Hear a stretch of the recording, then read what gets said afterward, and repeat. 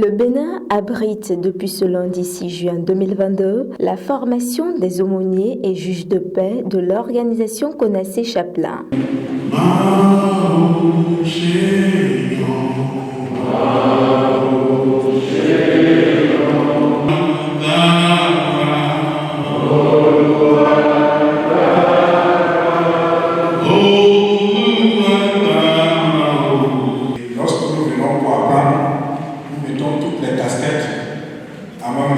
Est-ce que ça suit? Vous avez dit ça suit mon commandant. J'ai mes parents ici, j'ai mes aînés ici, mais tout ce qui vient avec la casquette d'aspirant.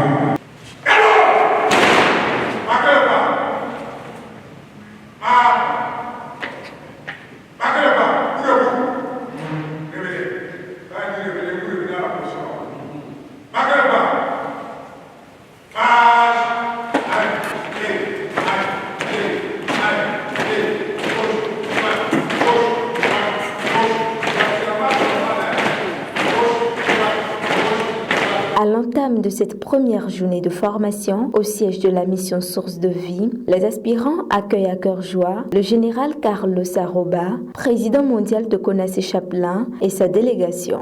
L'homme qui va arriver aujourd'hui avec sa délégation est un général d'armée 5 dans son pays.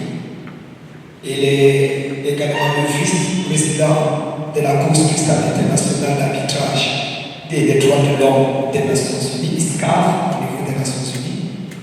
Il est prince de la couronne d'Espagne également. Il n'est pas venu seul. Le général Carlos Aroba est venu avec le commandant d'Afrique, le général Midio de la Guinée équatoriale et le général Marino qui est un expert en narcotiques, anti-drogue et tout le reste. Travaille également avec les structures onusiennes. Ils sont venus avec des autres officiers, capitaine Wendy, capitaine Marta. Ils sont venus avec le commandant Miguel qui vient de la Guinée et le commandant Wakilou qui est chargé de la discipline. Notre équipe est composée de plusieurs personnes.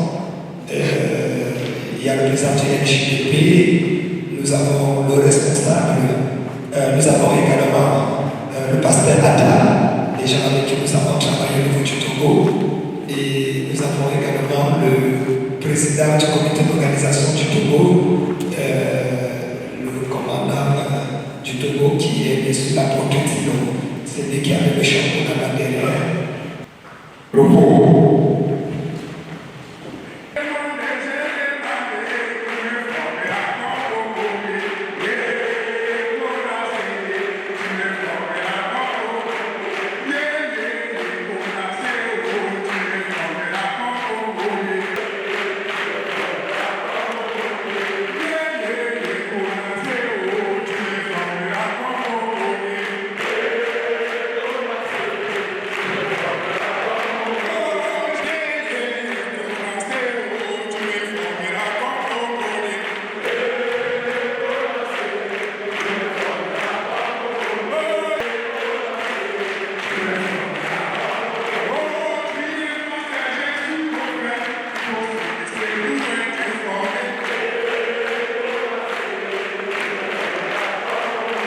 Par ailleurs, les participants ont bénéficié des cours sur la discipline militaire et la médiation pour la paix.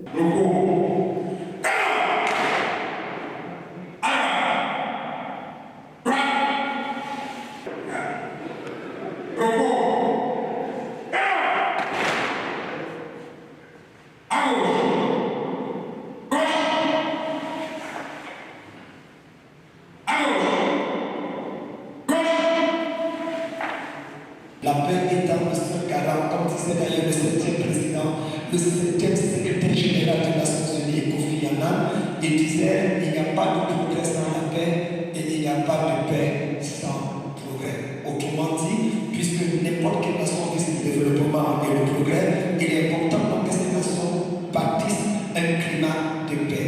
Ainsi, il ressort convaincu de l'importance de cette formation. Nous avons choisi de suivre cette formation parce que nous avons compris qu'il est nécessaire de s'investir davantage dans la médiation et dans la paix dans nos nations.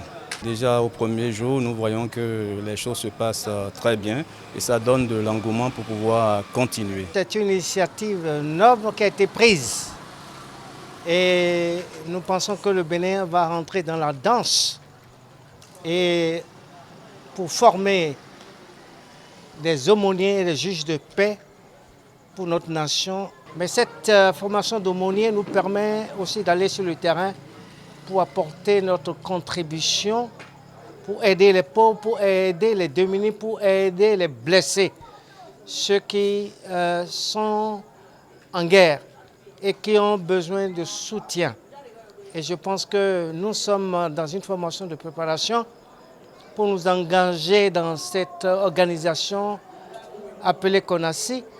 Et nous sommes fiers d'être membres de cette organisation et d'apporter notre contribution pour le monde, pour notre nation et pour l'Afrique. Au travers de cette formation, ces aspirants, pour la plupart des hommes de Dieu, bénéficieront de plusieurs avantages, dont une accréditation de juge de paix et aumônier international avec les Nations Unies, une carte diplomatique, de multiples collaborations avec le gouvernement et les autorités en place, un large champ d'influence et le développement du leadership.